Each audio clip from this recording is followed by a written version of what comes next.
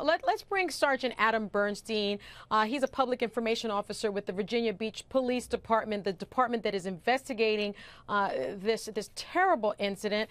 Officer Bernstein, or Sergeant Bernstein, can you tell me how the police were even notified that this mother and her children were in trouble? Yes, Sonny.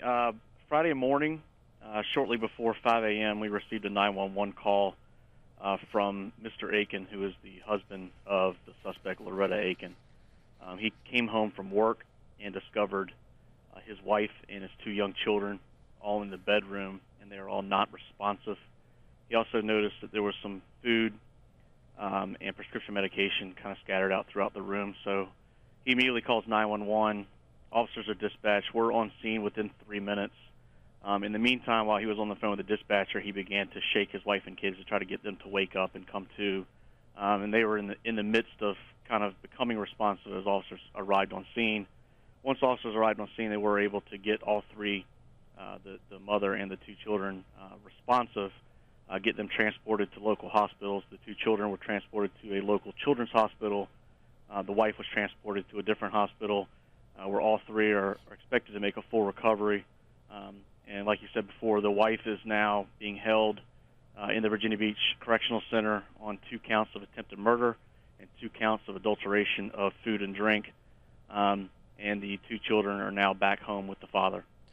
Well, Sergeant, I mean, this is so unusual, right? A mother poisoning her own children and then attempting to kill herself. What do you make of this? What has your investigation revealed? Is this a situation of revenge poisoning, perhaps domestic violence going on in the family, the husband trying to leave the wife and she wants to send a message to her husband that she's going to take her kids with her and he'll never see them again? What is really going on here? This is an extremely unusual case. It's the first type of case that I've heard. I've been with the police department for over 10 years. The suspect did give a full interview with the detective and gave her justification as to why she did these things. But unfortunately, I can't get into her exact statements with the detective because it's still pending in court, and there's a lot of things that are come out in court.